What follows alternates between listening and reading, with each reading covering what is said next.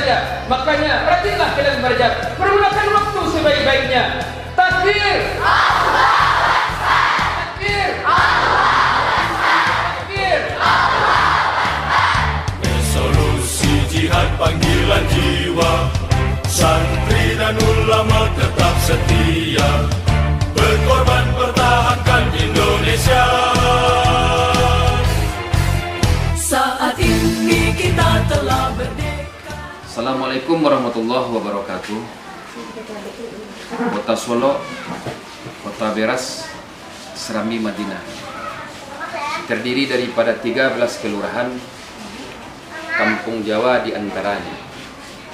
Tepat di RT 2 RW 6 berdirilah Pondok Pesantren Warasatul Anbiya dengan tipe Salafiyah akreditasi A. Di mana Pondok Pesantren Warasatul Anbiya ini berdiri pada tahun 2009. Pada awalnya pondok pesantren ini dulu numpang di sebuah SMA PGRI di 9 Korong. Alhamdulillah pada tahun 2015 salah seorang donatur kita, pemilik Permata Bunda, Bapak Dr. Hewi Nafira beserta keluarga telah membelikan tanah ini sebanyak 5.670. Telah kita bangun di sini, di mana pada awalnya yang kita tempati saat ini, kantor ini adalah bangunan pertama. Ini adalah bantuan dari Kanwil Kementerian Agama Wilayah Provinsi Sumatera Barat. 2016 bulan 4, alhamdulillah Bapak Haji Non Orsa beserta keluarga telah mendirikan sebuah bangunan, yaitunya masjid yang kita beri nama Masjid Daryanis Yatim. Alhamdulillah sampailah Warasatul Anbiya pada saat ini. Tahun 2020 kemarin alhamdulillah Kemenaker RI membangunkan sebuah gedung, yaitunya gedung BLK yang saat ini tengah ada pelatihan di sana untuk memupang perekonomian pondok pesantren kita. Dalam komplek kita ada depot air minum isi ulang untuk khusus santri kita, ada kantin, dan alhamdulillah juga kita punya depot air minum isi ulang daerah Sumani. Tambahan daripada itu kita punya kedai kasur busa. Alhamdulillah pesantren-pesantren yang ada di sekitar kita, Kota Solo bahkan Padang memesan kasurnya daripada pondok pesantren kita. Saat ini Pondok Pesantren Warasatul Anbiya mempunyai santri sebanyak 452 orang dengan jumlah tenaga pendidik TU sebanyak 59 orang. Mari teruskan perjuangan ulama. Alhamdulillah prestasi Warasatul Anbiya. Pertama, dalam peningkatan mutu 2014 kita mampu bersaing untuk tingkat Sumatera Barat juara 4 tingkat Sumatera Barat MKK kita. 2017 kita bisa lihat ini, 2017 kita dapat MKK tingkat Sumatera Barat pun dapat juara 4 setelah Agam, Pariaman dan Padang, Kota Solo selanjutnya. Di mana 2017 itu santri kita tingkat nasional maju di Jepara. Kemarin di 2019 di Bangka Belitung 2 orang santri kita mewakili Sumbar di sana. Prestasi lain dapat kita lihat bukan hanya sekedar untuk MKK saja, termasuk pencak silat antar pondok pesantren se-Sumatera Barat kita dapat 6 medali 2019. Kemarin di 2020 kita dapat 19 medali USU tingkat Sumbar.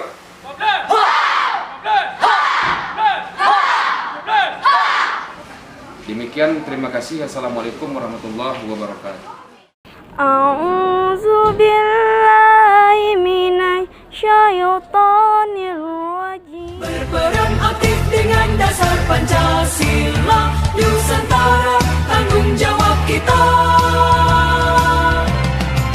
Hari santri, hari santri, hari santri, hari santri bukti cinta pada negeri. Ridho dan rahmat dari Ilahi, NKRI harga mati. Ayo santri, ayo santri, ayo santri. Padang Panjang, kota yang memiliki julukan sebagai kota Serambi Mekah, bukan tanpa alasan. Hal ini disebabkan karena banyaknya lembaga pendidikan modern Islam yang lahir di kota ini, terkhususnya perguruan Tawalib Padang Panjang. yang merupakan lembaga pendidikan Islam pertama yang lahir di kota Padang Panjang. Tawalib sendiri memiliki 6 unit tingkatan pendidikan, yaitu Tawalib Putra yang terdiri dari MTS yang setara dengan SMP dan Kuliatul Ulum El Islamiyah atau KUI yang setara dengan SMA. Begitu juga Tawalib Putri yang terdiri dari MTS serta KUI. Lalu Madrasah Ibtidayah Unggul Terpadu atau MIUT yang setara dengan SD, serta Raudatul Atfal Al-Quran atau RA Al-Quran yang setara dengan TK dan PAUD. Namun pembahasan kali ini akan terfokus kepada Tawalib Putra Padang Panjang. Ketika melintasi Jalan Raya Padang Panjang Bukit Tinggi melewati daerah pemandian Lubuk Mata Kucing, maka akan terlihat di pinggir jalan suasana bangunan tua yang sangat istimewa, yaitu pesantren Tawalib Putra Padang Panjang. Perguruan Tawalib terbentuk pada tahun 1911 atas landasan jiwa berorganisasi, bertiup kencang menghidupkan kebatinan para penuntut ilmu Surau Jembatan Besi. Maka terbentuklah suatu organisasi dari para guru dan pelajar pengajian Surau Jembatan Besi. Mulanya bernama Sumatera Tawalib dan kemudian berganti nama menjadi Sumatera Tawalib. Seiring dengan berjalannya waktu, Tawalib terus berkembang dan terbentuklah 6 unit tingkatan pendidikan. Terkhusus Tawalib Putra, di sini para santri diberikan fasilitas pendidikan, rohani, serta moral. Sebagai bentuk adaptasi terhadap perkembangan zaman, Tawalib memberikan beragam fasilitas penunjang pendidikan sebagai sarana pengembangan kemampuan para santri sesuai minat dan bakat mereka. Perguruan Tawalib Padang Panjang menanamkan tafakuh fiddin, yaitu pemahaman yang dalam tentang agama. Nilai inilah yang ditanamkan kepada para santrinya dan diterapkan secara terus-menerus di perguruan Tawalib.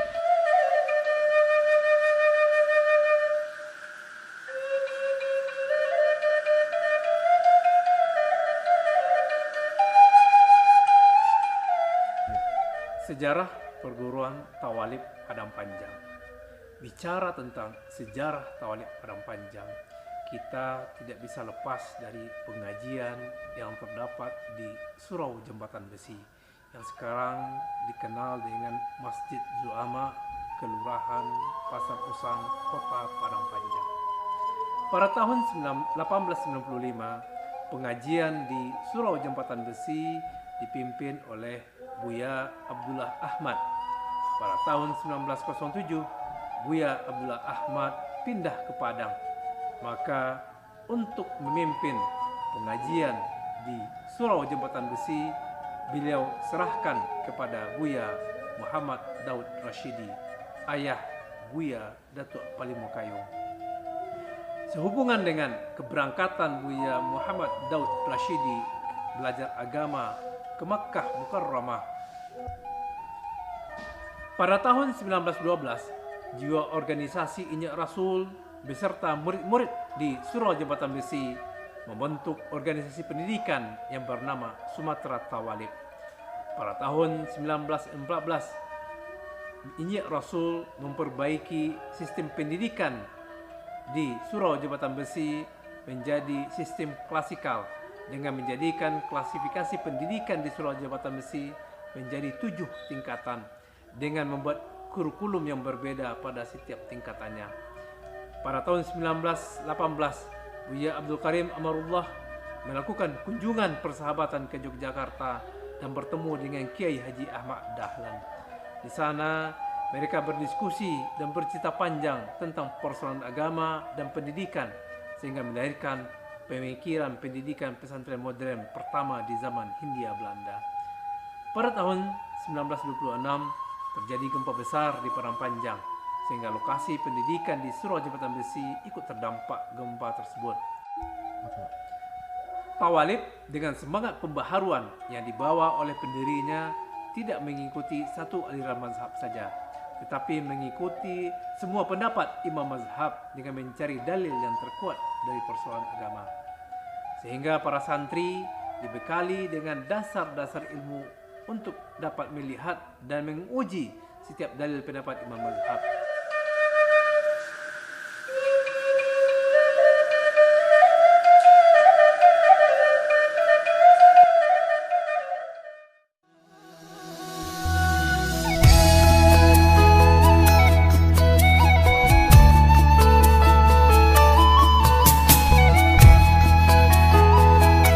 Assalamualaikum. Hai, Selamat datang di kampus Insan Cendekia Boarding School Payakumbuh. Saya, Rosalina, Ustazah Insan Cendekia Boarding School Payakumbuh. Insan Cendekia Boarding School Payakumbuh atau ICBS merupakan pondok pesantren modern dengan program dan fasilitas yang lengkap di Indonesia. ICBS hadir sebagai jawaban akan besarnya keinginan pemuda-pemudi Islam untuk mendapatkan pendidikan dan pengajaran yang berkualitas dan terpadu antara bidang akademik, nilai-nilai kepesantrenan, adab-adab Islami, dan tahfizul Quran.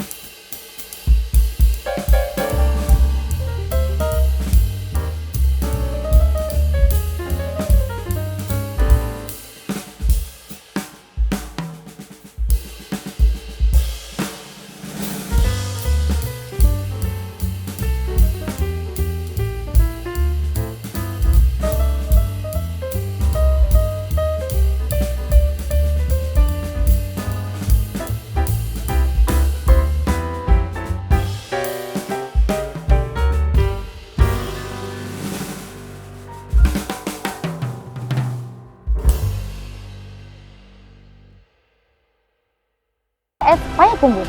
Ini semua tidak luput dari kreativitas santriwan dan santriwati dan didikan dan bimbingan oleh tenaga profesional lulusan S1 dan S2 di universitas ternama di dalam dan luar negeri.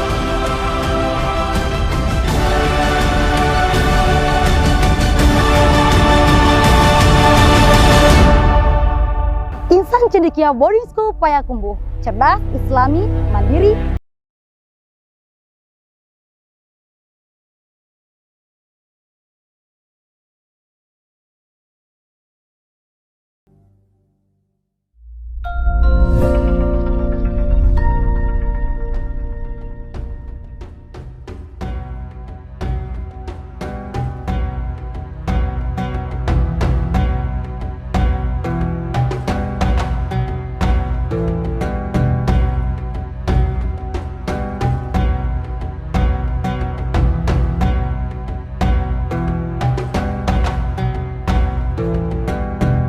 Pondok Pesantren Nurul Yakin Al-Hufaz di bawah naungan Yayasan Ahsanul Husna Al-Hufaz berusaha berkontribusi dalam melahirkan generasi penerus bangsa yang paham akan agama dan cinta kepada negara. Berada di kawasan perbukitan Bintana, tepatnya di Kayuaro, Kelurahan Bungus Barat, Kecamatan Bungus Teluk Kabung, Kota Padang, Provinsi Sumatera Barat. Pondok Pesantren Nurul Yakin Al-Hufaz hadir dengan visi mencetak generasi Islam yang tafaqquh fid din, memahami ajaran Islam secara mendalam. Langkah mewujudkan visi itu diwujudkan melalui sarana dan prasarana pendidikan yang representatif dan kondusif, dengan program pendidikan yang berbasis kurikulum kitab kuning yang sudah terbukti di event-event nasional, berkiblat kepada pusat, yaitu Pondok Pesantren Nurul Yaqin Ringan-Ringan Pakandangan Kabupaten Padang Pariaman, serta dipadukan dengan kurikulum tahfiz khusus yang sudah diakui di tingkat nasional dalam program pemuda pelopor yang diusung langsung oleh Ketua Yayasan Ahsanul Husna Al-Hufaz, Bapak Dery Suherman Rajo Mulie.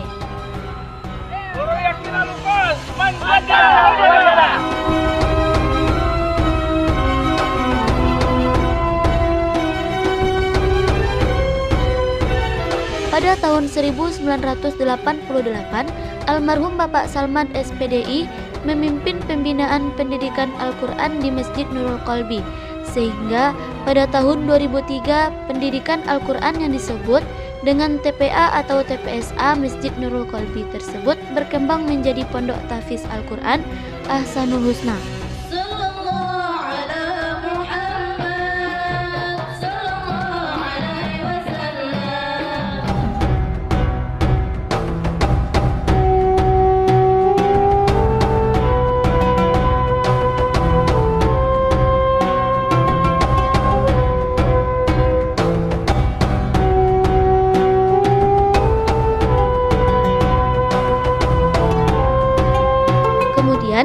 Puncaknya pada tahun 2015, Pondok Tahfiz Al-Quran Ahsanul Husna dikembangkan menjadi Pondok Pesantren Nurul Yaqin Al-Hufaz, yang merupakan cabang dari Pondok Pesantren Nurul Yaqin Ringan-Ringan Pakandangan, Kabupaten Padang Pariaman, yang didirikan oleh almarhum Al-Maghfurlah Syekh Haji Ali Imran Hasan. Pendiri pondok pesantren ini pada awalnya bertujuan sebagai lanjutan pendidikan agama bagi anak-anak pribumi, terkhusus kepada yang sudah dididik di Pondok Tahfiz Al-Quran.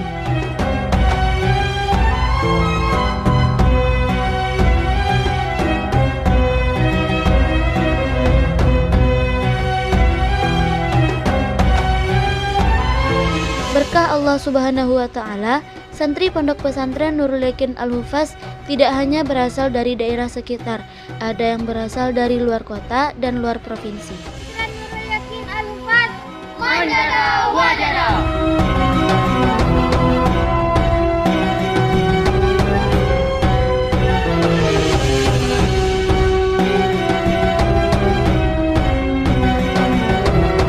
Tidak hanya kaya dengan keindahan dan lokasi yang asri, Pondok Pesantren Nurul Yaqin Al-Hufaz juga kaya akan prestasi, bahkan di saat masih menjadi Pondok Tahfiz Al-Quran.